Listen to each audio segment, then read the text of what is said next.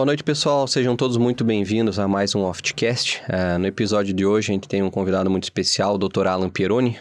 O Dr. Alan, que é colaborador do Hospital das Clínicas no Departamento de Oftalmologia da USP, é professor da pós-graduação também da Faculdade de Medicina da USP e é chefe do setor de plástica ocular da Faculdade de Medicina do ABC.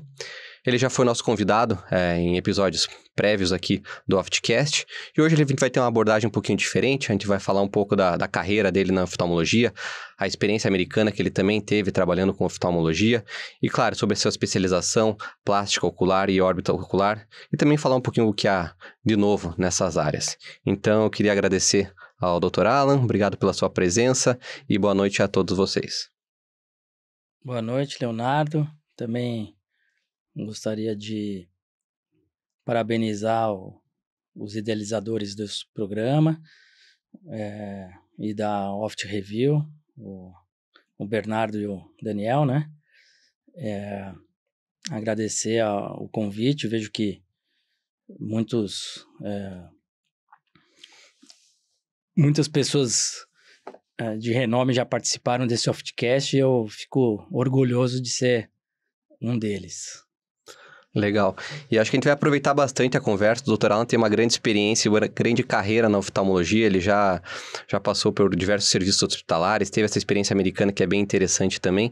E acho que a primeira pergunta que eu vou direcionar para o Dr. Alan é um pouco da sua trajetória acadêmica. Você fez faculdade de medicina na USP, né, e escolheu oftalmologia, e depois foi para a parte de plástica e órbita ocular. Então, fala um pouquinho para a gente como é que foi essa escolha, e uma especialidade que não era comum até então também, ser escolhida, né? Fala um pouquinho para a gente. Eu entrei na faculdade, e na faculdade eu acabei me interessando por oftalmologia logo cedo. Acabei me fascinando aí com alguns cursos que eu participei ou que eu acabei assistindo. Achei uma área bastante versátil, e depois eu acabei vendo que era uma área muito mais ampla do que eu imaginava, mas foi uma decisão meio precoce, assim, de ser oftalmologista. Depois eu prestei, né, residência, acabei entrando na residência da própria faculdade, e já no começo da residência também eu acabei, no próprio curso básico, assim, me fascinando pela plástica ocular. A USP tem um diferencial de ter um time muito, assim, muito capacitado na área de plástica ocular. E isso acabou me dando incentivo em escolher essa área. Quem que era da plástica ocular naquela época lá? O curso básico tinha o Dr. Eurípides da Mota Moura, tinha a doutora Suzana Matayoshi, a doutora Helena Forno, a doutor Henrique Kikuta. Era realmente numa área, assim, era realmente um time... Era muita gente boa junto, né? Muita gente boa. Acabei já no próprio curso básico me empolgando com a área. E eu que tinha feito até na faculdade iniciação científica em oftalmologia já. Trabalhava com a Joyce. Tá, nas UVITs, né? Nas UVITs, fazia trabalho de bancada, né, no laboratório. Como parte da minha iniciação científica, e logo de cara no R1 vi que a minha área seria outra dentro da oftalmologia. Depois que eu terminei a residência, eu me mantive no serviço, tanto na órbita quanto na plástica ocular, e de forma burocrática eu me inscrevi como estagiário, né, como fellow da época, estagiário de plástica ocular, no qual eu concluí por 3 anos, e depois de órbita por 2 anos. Mas na prática eu fiquei nesses 2 serviços por 5 anos depois da minha residência.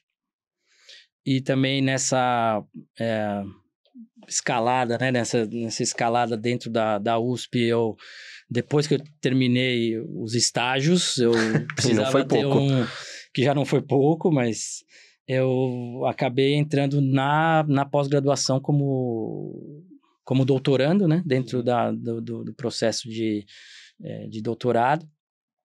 E fiz o doutorado sanduíche, né? Então, eu comecei o doutorado no Brasil e tive essa oportunidade de fazer, de entrar nesse programa de doutorado sanduíche, no qual eu fui para Michigan, para a Universidade de Michigan. Voltei da Universidade de Michigan, defendi o doutorado, depois que eu defendi o doutorado, eu engatei um pós-doutorado, que já era um outro projeto que já estava em andamento. E nesse pós-doutorado eu voltei para Michigan também tinha essa oportunidade de fazer algum tipo de estágio e fazer uma pesquisa lá. Fiquei lá coisa mais rápida, de uns 4, 6 meses, acho. E voltei para defender e depois eu continuei até hoje, né? É engraçado, o pessoal que olha de fora, assim, né? Acha que é fácil, né? Mas 6 anos de medicina, 3 de oftalmo, quase 5 anos em órbita e plástica, fazendo doutorado nos Estados Unidos, sanduíche, pós-doutorado lá, é muita coisa, né? Queria saber quando que teve essa vontade de partir para a carreira acadêmica, quando você pensou no doutorado? Foi nesse processo de fellowship estendido, seu de órbita e plástica, que você pensou, eu acho que eu preciso de algo a mais? Foi uma vontade acadêmica? Você queria pesquisar alguma coisa? Como é que foi esse impulso? Eu acho que... Ou foi natural, né? Às vezes é um processo natural. Exatamente. Foi, acho que a gente... poucos serviços têm essa ligação tão forte entre o academicismo e a especialização, quanto a USP e outras escolas grandes, assim, no Brasil. Então, essa é uma forma... Acho que quantas pessoas já não ficaram depois, tanto no serviço ali, se doando de alguma forma... E na USP você consegue capitalizar mais do ponto de vista acadêmico, né? Então, o que foi alguns trabalhos, algumas pesquisas, poderiam ser uma pesquisa solta, né? Tipo, eu vou fazer uma pesquisa sobre tal doença, algum oftalmologista de algum serviço que não tem esse academicismo imbricado, ele acabou aquilo... Para ele foi um ganho acadêmico de publicação. No nosso caso, a gente acaba contabilizando aquilo como uma graduação acadêmica, como doutorado, como pós-doutorado.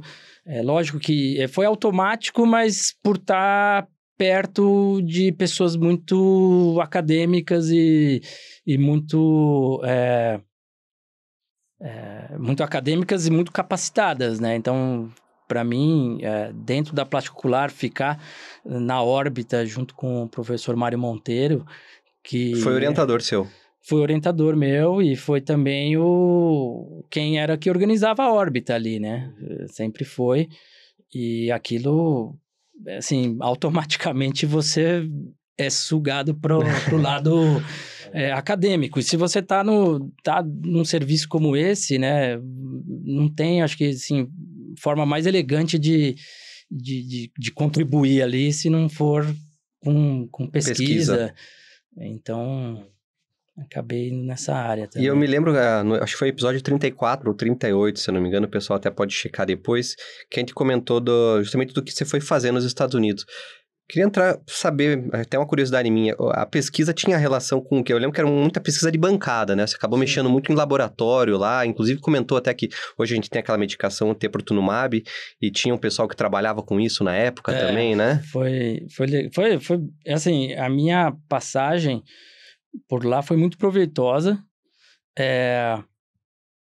Eu acho que teve muita, assim, eu fui muito...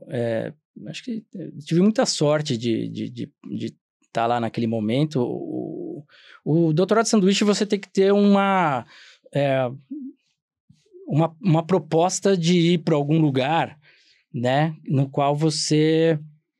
que tenha relação com sua linha de pesquisa, mas não necessariamente que aquele lugar vai participar, que aquele estágio vai ser parte da pesquisa.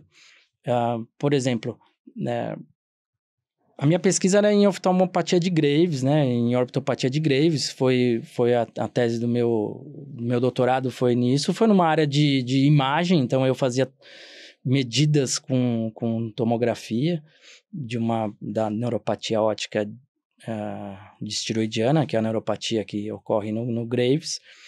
E aquilo dava a chancela de eu buscar um serviço para estágio que tivesse o Graves como sua principal área de pesquisa, ou que se fosse uma área de excelência nisso, né? E eu apliquei para 3 lugares e tive a resposta positiva de Michigan, no qual eu fiquei muito entusiasmado, assim, uma universidade grande, com aquele apelo universitário, assim, importante. Mas lá eu participei das pesquisas deles, né? O meu doutorado já estava, tipo, a captação dos meus dados e tudo já tinha sido completa aqui no Brasil. E eu tive muita sorte de acompanhar um cirurgião, acompanhar um pesquisador de Graves que era um grande cirurgião plástico ocular. Então, realmente, para mim, foi um ganho duplo, né? E isso não estava na previsão, sabe? Não estava previsto que esse pesquisador fosse, assim, tão capacitado também na área prática, cirúrgica. Ah, bacana. Então, acabou aproveitando bastante coisa. E hoje em dia, você vê, assim, que realmente valeu a pena, né? Na tua prática atual, você fez plástica ocular, fez órbita, o que mais que você trabalha? Você mexe mais com plástica, órbita, o mercado das duas? O que você vê que você acaba sendo drenado mais para você, assim?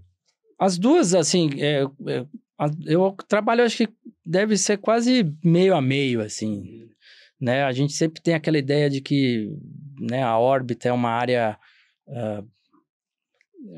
muito restrita, né? Muito de doenças traumáticas ou doenças que não vão ter no consultório, mas quando você acaba criando um nicho específico, você acaba tendo uma referência maior. A área de plástico ocular é uma área que me encanta também.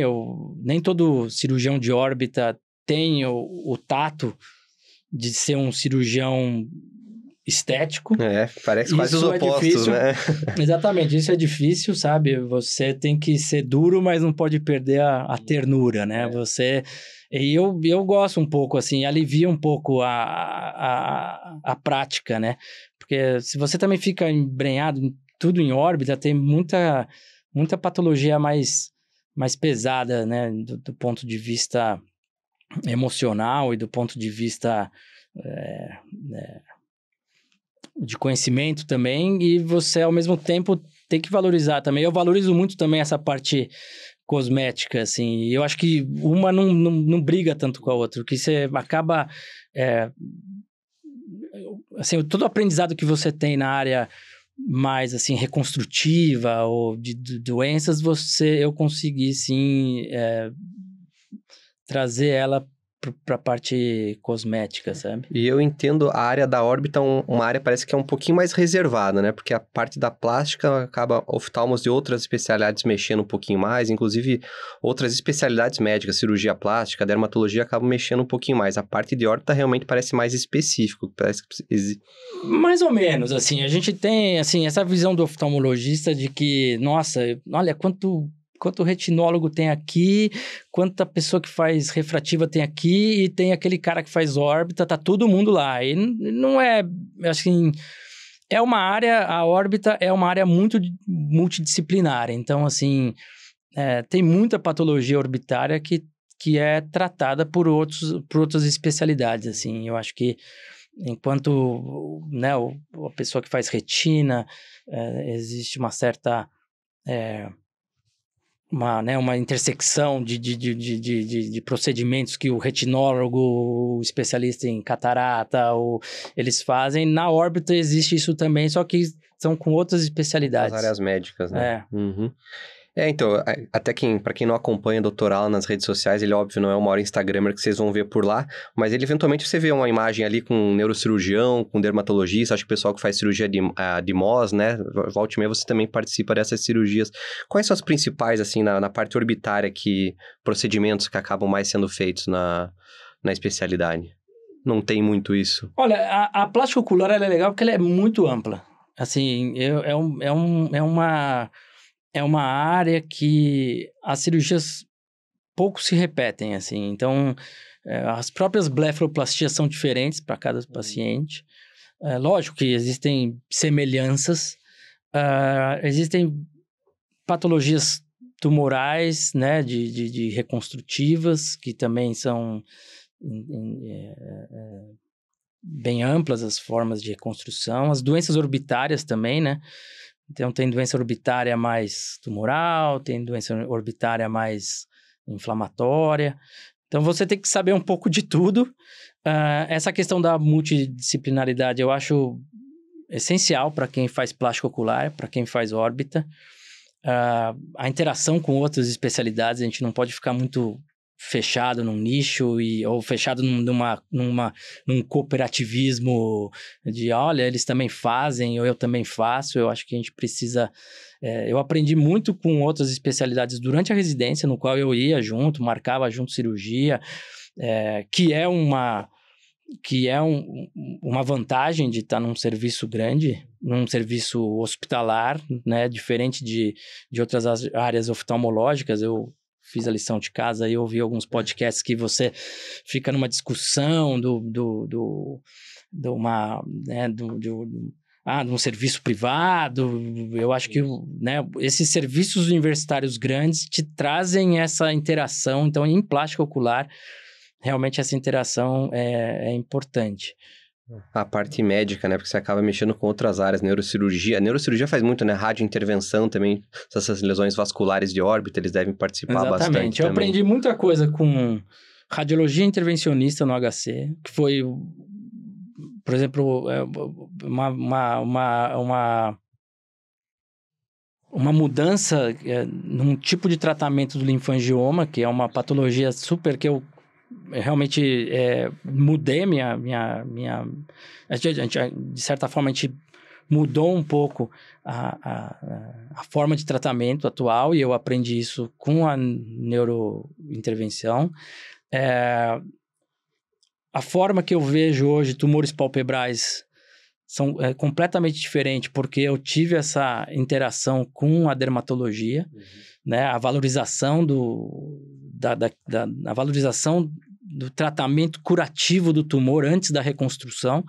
Então, eu também aprendi muito. Aprendo muito também com otorrinos, cirurgias orbitárias, cirurgias palpebrais, tanto estéticas quanto de patologias reconstrutivas com otorrinos. Cabeça e pescoço também, menos. Neurocirurgião também, a gente acaba aprendendo. Então, assim, eu tenho muito mais contato profissional com áreas outras do que até com oftalmologistas, assim. E isso durante o fellow que você foi entrando em contato, então, com essas pessoas, não foi depois do...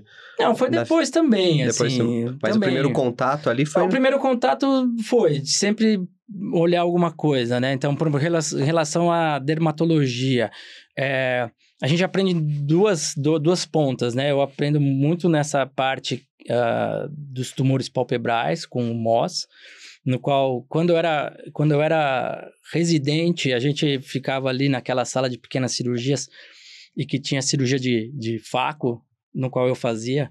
Infelizmente não faço muito mais, mas assim, do lado tinha MOS já. O HC já era pioneiro nessa área. Eu entrava com um colega meu que fez dermatologia, o Gustavo Alonso, que já estava se iniciando, e quando a coisa era palpebral, eu entrava ali para ver, e aquilo ficou na minha cabeça.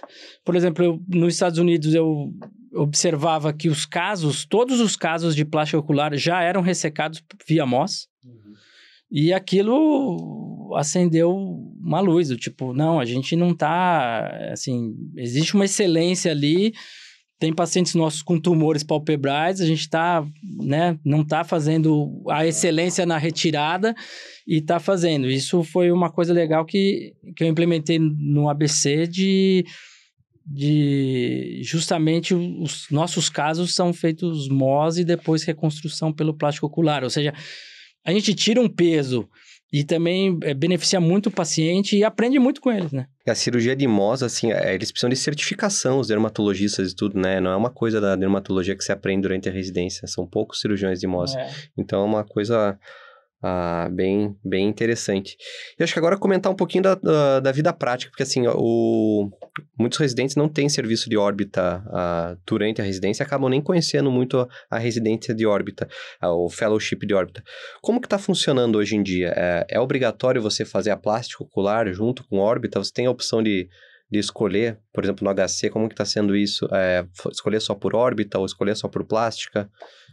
Alguns serviços a órbita é separada da plástica, como no HC. E alguns serviços ela é imbricada. A maioria dos especialistas em órbita hoje são oculoplastas também. Mas existem especialistas em órbita que não são oculoplastas e que têm um viés assim mais de neurooftalmo, então é uma área ampla. E isso também vai interferir a forma que ele trata e as patologias dentro da própria órbita, né?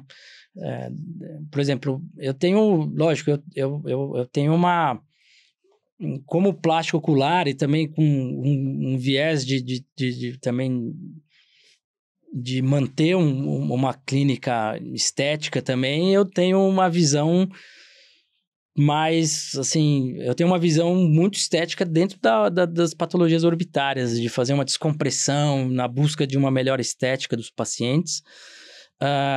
E sei também que tem outros especialistas em órbita que estão, às vezes, muito ligados a tumores e sabem muito de patologia ocular, muito de alguns tratamentos de quimioterapia seletiva, que não é o meu dia a dia, né? Mas então, oftalmologistas assim, orbitários ou mais das outras áreas? Não, existem oftalmologistas e existem outras áreas também, né? Assim, o legal é que dentro da órbita, né, assim, o oftalmologista acaba tendo um caminho bom dentro das patologias perioculares, assim, né? Então, existem cirurgião de cabeça e pescoço, otorrino, a gente acaba sempre se encaixando, porque a gente aprende, eles sabem muitas técnicas da plástica ocular, vieram de outras especialidades, né? Assim, a própria plástica ocular em si, ela se iniciou com o cirurgião plástico, não era um oftalmologista. Naquela época,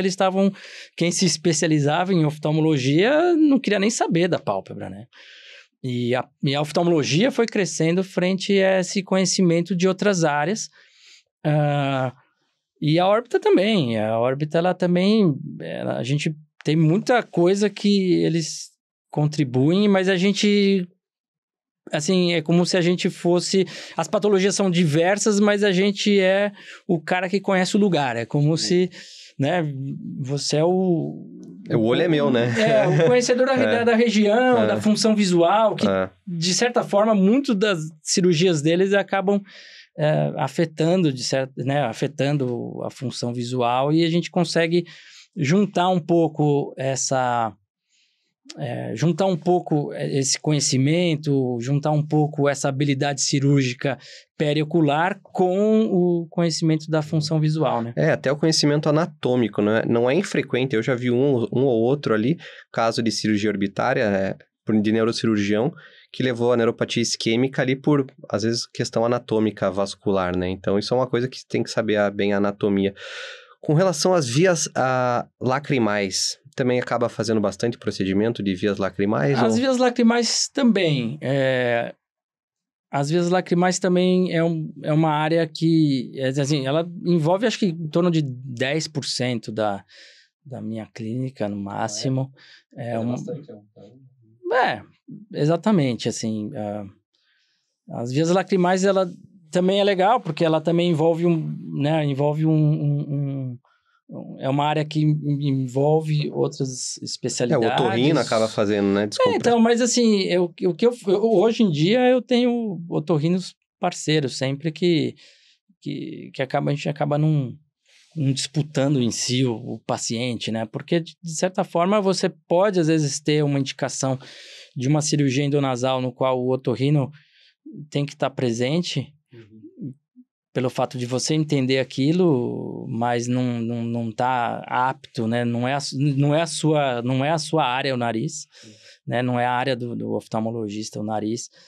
E aquele paciente, mas o paciente acaba, né, tendo um lacrimejamento que o otorrino também pode, de certa forma, fazer a cirurgia, mas o paciente, como o lacrimejamento envolve doenças palpebrais, eu acho que são os dois que ele vai se beneficiar com as duas especialidades, né? Bom, um tema que a gente sempre conversa no Oftcast, que é um tema que a gente recebe muitas perguntas também no Instagram, é com relação ao mercado de trabalho. Então, o pessoal reclama muito que o mercado está saturado, os grandes capitais estão cheios, é melhor ir para o interior.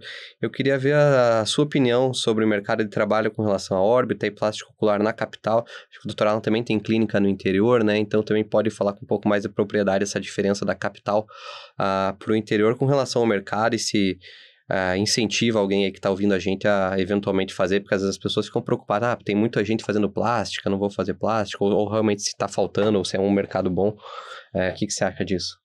Eu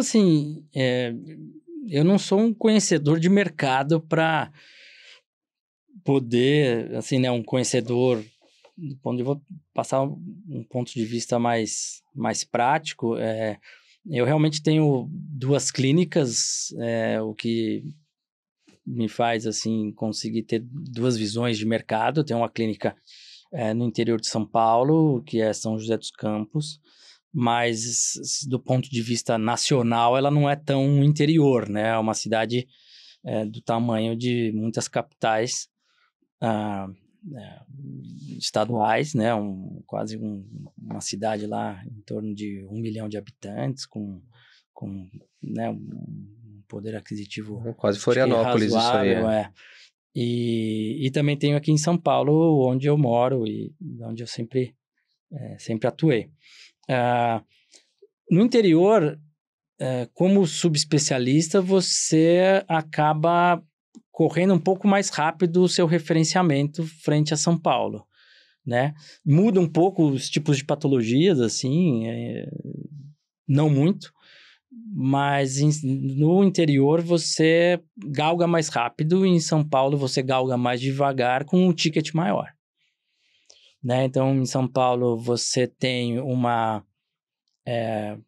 abrangência nacional maior, assim, de pessoas que vêm de outros estados, assim, atualmente eu faço consulta online com pessoas de outros estados para poder já deixar tudo pronto para a pessoa vir para São Paulo já fazer a cirurgia, se for necessário, ou fazer o tratamento ali. Então, a gente consegue... acho importante isso para você. O paciente conhecer você antes de pegar um avião e ir no seu consultório e não gostar de você. Imagina a decepção. Ou ele tem que marcar com 4 médicos no mesmo dia que vem. Então, assim, a gente oferece esse serviço de consulta online para justamente já fazer uma triagem. Na área de plástico ocular e de órbita, você realmente consegue fazer coisa que o oftalmologista em geral vai ter uma dificuldade muito maior. O cirurgião de plástico ocular e de órbita, a gente consegue, a distância, já definir muito bem. Lógico, o paciente vem já para uma consulta, porque ele já tem uma decisão frente ao que você oferece, e você faz, né? No interior, eu acabo não criando esse serviço, crio um serviço para São Paulo, mas no interior, como São José, você acaba tendo uma referência grande também de pacientes que são ali da região e que não querem enfrentar o trânsito de São Paulo. Né? Sim. E consegue observar uma diferença com relação a consultas particulares e convênio com relação às 2 cidades, assim, não só para você, mas até para os colegas que trabalham com você, para você, assim, tem essa diferença? Não, existe uma diferença do paciente, sim. Não sei se só do tipo de clínica que eu tenho aqui ou em São Paulo ou lá, mas eu vejo sim, no interior você tem um crescimento mais rápido com um ticket menor, e em São Paulo você tem um crescimento mais lento com um ticket maior. O final das contas, eu não sei, né? Tipo, não, você consegue crescer mais rápido no interior e em São Paulo é mais lento. Então, assim, essa questão eu realmente não coloquei nunca na ponta do lápis e acho que nunca vou colocar também. E é engraçado essa percepção, né? Que nem você falou, fez 5 anos de órbita, doutorado, pós-doutorado, está em São Paulo. Às vezes você está numa cidade menor, você acaba, para ter um volume, uma qualidade, um referenciamento tão grande para uma cidade menor, você acaba não precisando ter essa formação tão prolongada que gera até ansiedade pro pessoal, que muita gente já quer sair da residência e já começar a explodir, né? Assim, eu não me julgo, assim, eu me julgo o fato de eu ter feito, né, quando você olha para trás e vê tudo que eu consigo falar, eu julgo de um privilégio que eu tive de estar na USP, né? Então, assim, eu consegui de alguma forma contabilizar títulos ou contabilizar uma formação porque eu me mantive na USP e tive esse privilégio de ser morador perto, né? Moro perto do HC até hoje, assim, eu morava bem mais perto, agora continua sendo...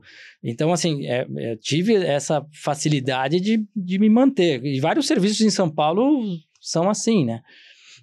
Eles acabam, né, você drenando e tendo um time tão capacitado dentro de um serviço desse, porque as pessoas moram próxima, porque as pessoas para aquilo, né, um esforço. Então, é diferente de outros serviços que são serviços de cidades menores, você não vai ter essa equipe tão grande ali, porque você não consegue financiar, né, um grupo tão capacitado quanto a USP consegue, porque não financia isso, né? Você sabe mais ou menos ou quais serviços que tem aqui em São Paulo de fellowship, de estágio, para estágio de plástica e órbita? Não, tem o HC, então, tem o ABC?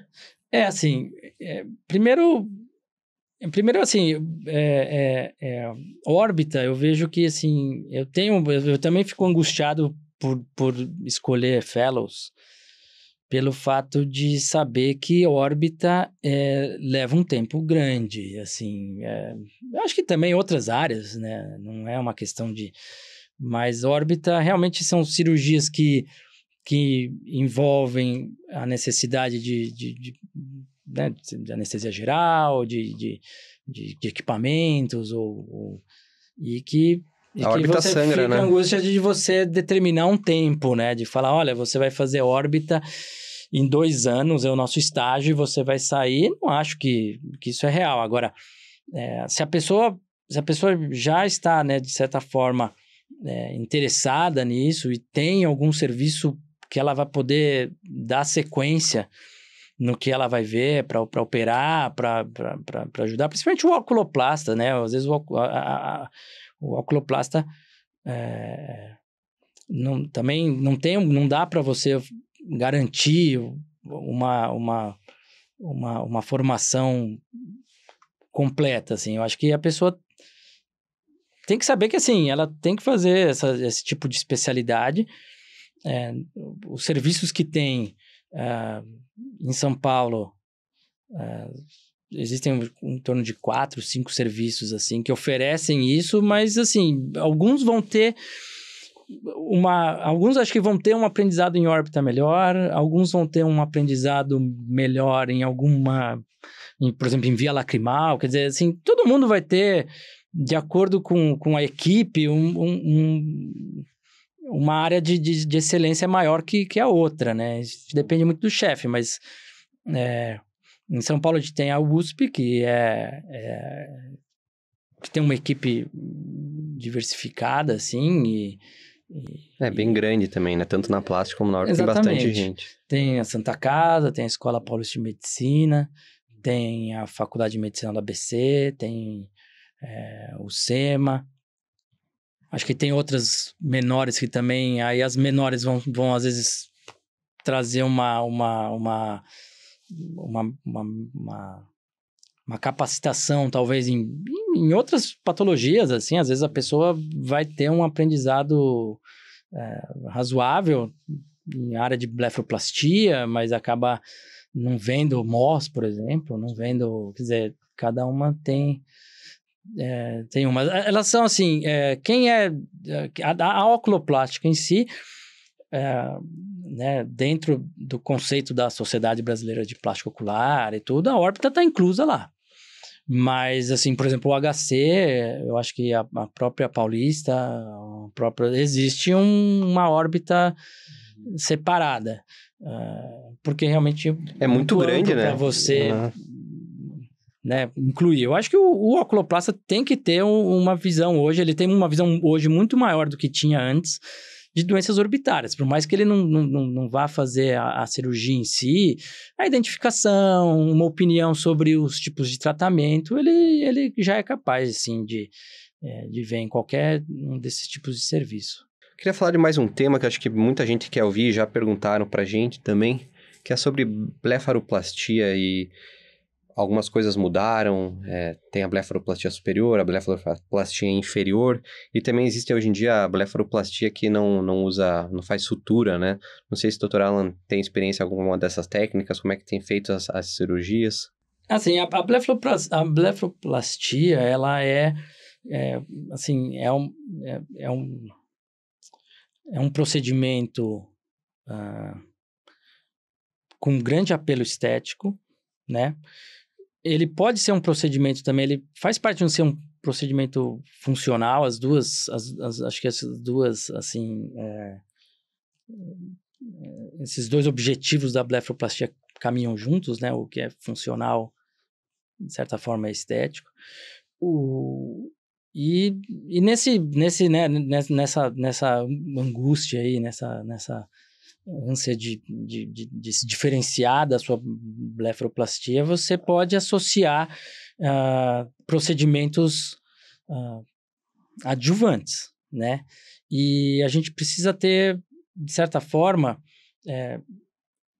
né, se especializar nesse tipo de, assim, ou se certificar de saber muito bem aquele procedimento adjuvante que você está oferecendo, né? Então, assim, e antes disso, de você fazer a blefaroplastia, de você, como oculoplasta ou como oftalmologista, que eu acho que é a nossa maior audiência, né, aqui, primeiro você tem que fazer a blefaroplastia, ter, né, o conhecimento da blefaroplastia, assim, de excelência.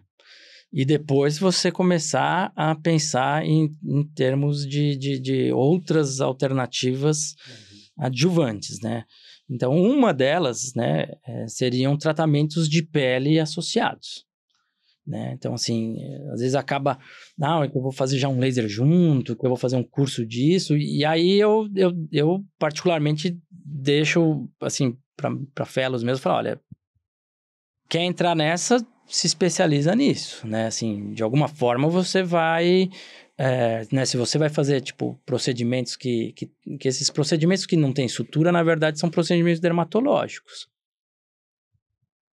O procedimento em si, para um cirurgião oculoplasta, é simples. Agora, o tratamento completo daquilo, né? Do tratamento dermatológico, a gente acaba tendo uma formação muito completa nisso, e o dermatologista, né? Então a gente não pode subestimar muito as outras especialidades e caminhar um pouco com mais cuidado nessas outras áreas, né? Eu acho. Então, a blefaroplastia e fica naquela, né, a gente, né, fica nessa busca de se diferenciar.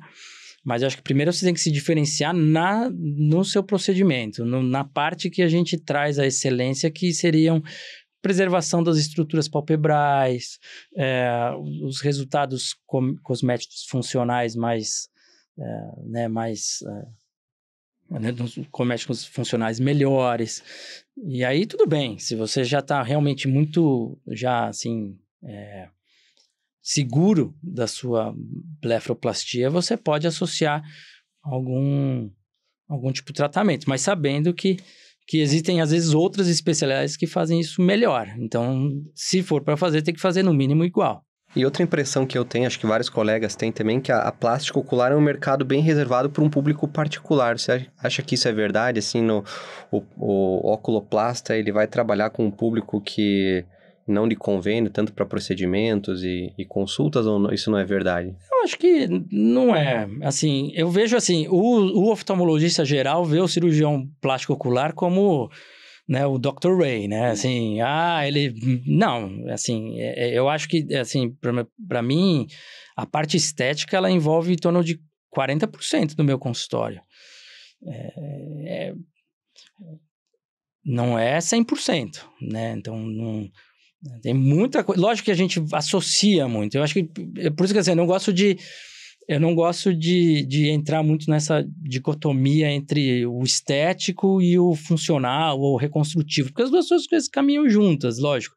Uma paciente que tem uma pitose, que fez né, um paciente que teve, sei lá, glaucoma, já fez inúmeras cirurgias ali, e tem uma pitose, e você corrigindo aquela pitose vai trazer um benefício cosmético para o paciente, né? Então, aquilo, se está dentro do convênio, você faz, aquilo você pode associar uma blefaroplastia junto para trazer mais benefício, quer dizer, é difícil, assim, eu acho que primeiro não adianta ter, assim, essa área estética é uma área mais chata pra gente, porque é uma área que envolve um outro tipo de pensamento. Então, eu acho que, assim, o bom cirurgião plástico ocular, ele é um cirurgião plástico ocular que galgou na reconstrução, galgou na cirurgia funcional, e aquilo te deu subsídio para fazer uma blefaroplastia bem feita.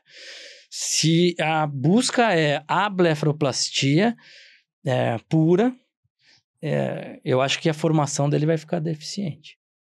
E você acredita que, assim, aqueles 2 anos do fellow acabam não sendo... O cara não vai sair pronto, 100% pronto dos 2 anos, né? Isso aí precisa de experiência a longo prazo, né? Eu não me sinto pronto, eu já estou um tempo na linha, né? É difícil. É desafiador, é muita variação. É muita variação, então, assim... Eu falando, assim, eu entendo muito, assim, tipo, eu passei essa fase também, então eu entendo a pessoa que é de fora, né? Entendo a pessoa que é de São Paulo, porque tem fellows que são de fora, conheço inúmeros residentes que vieram de fora, entendo que ele quer ter um número. Fala, eu preciso fazer especialização em plástico ocular, aí houve uma pessoa que está num centro que eu tive a sorte de ter tanta gente boa ao redor, que você está sempre atualizado, tanto do ponto de vista dos professores quanto dos residentes, que vocês são exemplo disso, vocês tipo, foram residentes e trazem inovações. Então eu tô brincando Estou sempre ali no meio de inovações, tanto cirúrgicas quanto de conceitos, como conceitos de comunicação como esse aqui, que é esse Softcast. Então, e eu sei que a pessoa que está de fora, ela fala, vou para São Paulo lá, vou ter que, né, investir meu tempo, dinheiro para morar, ou vou para o Rio de Janeiro, ou para qualquer outro centro maior que tenha, e quero ter um número. Assim, o meu número, eu sempre vou falar, o quanto maior, melhor. Né? Então, assim, agora, eu acho importante a pessoa, se ela realmente quer se diferenciar, né, do ponto de vista técnico, ela precisa ter essa formação e ter um lugar para operar na região dela, entendeu? Assim, São José dos Campos surgiu para mim dessa forma, assim, sabe? Eu sou daqui de São Paulo e tenho lá em São José dos Campos a clínica hoje, porque quando eu estava na residência, não, quando eu estava nesses estágios ali, participando no HC, eu tinha um lugar, tinha um serviço onde eu operava bastante. Então, eu operava bastante ali e vinha para o HC e operava mais junto com outros colegas, né? Tanto mais velhos quanto mais novos, e aquilo ia me trazendo esse benefício de me manter operando. Então, acho que isso fez parte da técnica. Foi o que eu aprendi, ou o tempo que eu fiquei no HC, mas sim eu acho que sim, precisa operar, precisa tem um volume, botar né? a mão na massa, Excelente, doutor Alan. Acho que a gente conversou bastante, que a gente tinha proposto a conversar mesmo, falar um pouquinho da sua trajetória, algumas dicas práticas de ensino e fellowship. Agradecer a tua presença hoje. Muito obrigado e até a próxima. Agradeço muito. Eu queria passar uma coisa que eu não sei se depois inclui ou não, mas assim, em relação, eu vi que teve muita discussão de vocês frente ao estágio no exterior, né? Porque também é uma angústia, né? E hoje, com o dólar a 6, é uma angústia que pesa no bolso, né? Então, assim, eu acho que eu tive essa oportunidade, foi muito boa, e foi uma oportunidade que, para mim, quando eu fui, eu já operava, eu fui numa época diferente, né? Porque você tem aquela coisa do fellowship, eu já estava com 7 anos de oftalmologia. Então, eu já estava operando órbita no HC, já estava operando plástica há alguns anos, e quando eu fui, ainda tive, tive essa oportunidade de assistir, né? Quando você vai nesse formato que eu fui, né? Você vai como um pesquisador, então você não vai como um fellowship, assim. Eu que consegui conciliar as duas coisas, de ficar na bancada lá. E por que eu ficava na bancada, né? Porque o cara falou, olha, agora participa dessa pesquisa aqui, eu fazia citometria de fluxo. Só que quarta-feira eu ia pro centro cirúrgico ver o pessoal operar.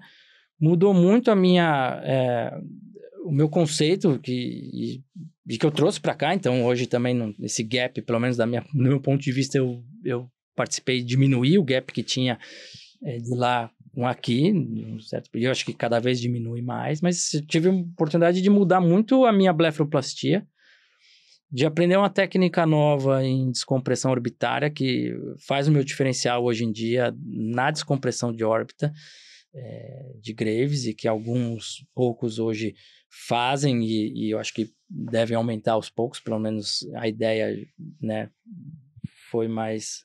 O Brasil trouxe também conceitos novos, assim, em evisceração, em dácrio, e mais que tudo isso, a experiência de jogar uma Premier League, sabe? Né? Porque a gente joga aqui, você pode ser goleador aqui, mas ela vai lá jogar um pouco, vai colocar um pouquinho, né, o chinelinho da humildade. Eu acho que todo mundo deve fazer isso de alguma forma, né? Ir para um serviço um pouco maior aqui dentro do Brasil, ou olhar e ver o quanto a gente, né? Às vezes você tá dentro de uma evolução e as pessoas em volta não são tão capacitadas ou não têm tanta graduação quanto você, e você não pode se envolver nessa superioridade. Ir para os Estados Unidos, ir para o exterior, outros países, traz um pouco mais essa noção de conhecimento global, de quanta gente boa tem por aí, né? E eu acho assim, é uma questão, a gente já conversou alguns podcasts anteriores, é uma questão de você conseguir, às vezes, um e-mail, mandar um e-mail, não é difícil, né? Você consegue ter um e-mail de um assistente externo de um serviço americano e consegue conversar com ele. Claro, vai ser diferente da sua situação, que você foi no sistema sanduíche, provavelmente existe uma bolsa do MEC envolvida e tudo mais, mas se você tem vontade de passar um tempo fora de forma independente, acho que também é bem possível mandando e-mails, né? Não, com certeza. Eu acho que, assim, quanto mais formado você tiver, talvez esse aprendizado vai ser em mais tempo, né? Então, hoje você, assim, eu aprendi muita coisa vendo. Eles falam, precisa operar, precisa ter... Não, os sistemas não. Assim, você precisa operar no Brasil. Você precisa ter um lugar que você participa. Se você não tem um lugar para operar, você continua no serviço que você está de alguma forma, para auxiliar o mais novo, porque aquilo vai sobrar. Eu fiquei auxiliando meus fellows, não são fellows meus, assim, mas os estagiários mais novos que eu, todos os RR menos, eu estava lá junto na cirurgia pelo menos por uns 6 anos, né? Você não é o principal da cirurgia, mas você vai acabar fazendo, né? Então, assim, é uma área que precisa ter muita vivência, né? E eu vejo esse estágio fora, assim, quase como uma farinha láctea para o cérebro, né? Você vai se alimentar um pouquinho, você vai ver o que os outros estão fazendo, o tipo de discussão que eles estão tendo, você volta com a mente diferente, né? Isso que eu acho que é legal. E é diferente de congresso, né? Em congresso, assim, você vai num congresso no exterior, você traz pílulas do que está acontecendo. E quando você vai num estágio no exterior, ou às vezes você... Assim, eu até promovo para fellows aqui, falando, não, vai para outra cidade do Brasil, vê um outro cirurgião ali, vê um outro... Tem muita gente boa aqui também. E que isso também não pode ser, né, menosprezado, até porque você pode cair num lugar nos Estados Unidos que não seja o ideal da sua área, né? Então, assim... Mas você vivencia um pouco do começo ao fim, né? Às vezes você vai ver um cirurgião bom, que você é um renomado e você vai observar outras nuances que ele vai atrair. Outras nuances no atendimento, na organização do serviço, quer dizer, coisas que vão sempre te... Só vai agregar, né? Só vai agregar, com certeza, assim. Eu gosto muito dessa possibilidade de interagir com outros serviços, de aprender. Eu acho que a gente sempre tem que guardar. Eu na USP, esse tempo todo que eu fiquei, é porque justamente eu guardei, sei lá, 2 ou 3 períodos da semana para isso, para ir pro HC. Hoje fica mais curto, mas hoje eu vou, tipo, no ABC, vou no HC. Gostaria de estar mais tempo nesses lugares.